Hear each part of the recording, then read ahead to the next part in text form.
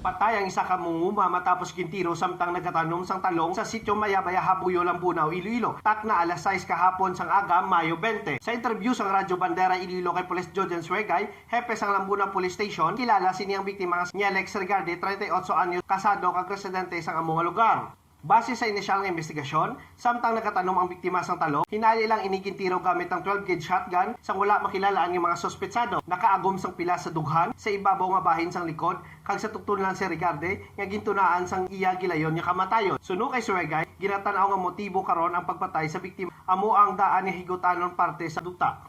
May yara naman sang duha ka mga persons of interest nga ginatutukan ang sa karon padayon ang investigasyon sang otoridad sa pamilya sang biktima para sa madalom nga investigasyon.